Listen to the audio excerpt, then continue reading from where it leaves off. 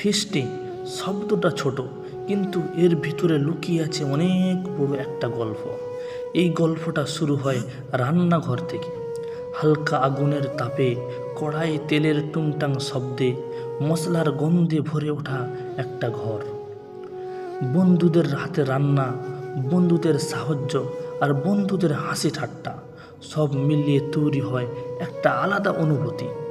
কেউ পেঁয়াজ কাটছে চোখে পানি নিয়ে, কেউ মুরগি ধুচ্ছে, কেউ চুপচাপ বসে শুধু দেখছে আর অপেক্ষা করছে কখন সবাই একসাথে বসবে। এই অপেক্ষাটাও কিন্তু কম সুন্দর না। তারপর ধীরে ধীরে প্লেট সাজানো হয়, গরম ভাত, মাংস, সালাদ সব কিছু সুন্দর করে রাখা হয়। আর তারপরে সবাই একসাথে বসে, কেউ বলছে আরও একটু দাও, কেউ হাসছে, কেউ পুরনো দিনের গল্প শুরু করে দিয়েছে।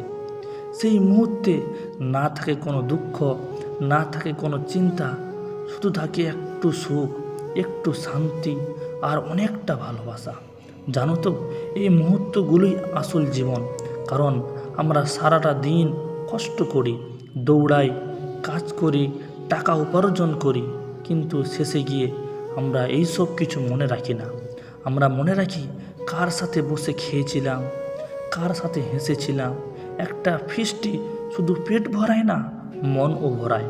কিন্তু একটা কথা, জীবন সবসময় একই রকম থাকে না। আজ যাদের সাথে বসে খাচ্ছ, হয়তো কাল তারা দূরে চলে যাবে, হয়তো সময় বদলে যাবে। তখন এই ছোট্ট ছোট্ট মুহূর্তগুলো সবচেয়ে বেশি মনে পড়বে। রান্নাঘরে সেই গন্ধ, বন্ধুদের সেই হাসি আর বন্ধুদের সেই খাবার ডাক, খেতে আয়, সব কিছু একদিন স্মৃতি হয়ে যাবে। তাই দেরি করো না।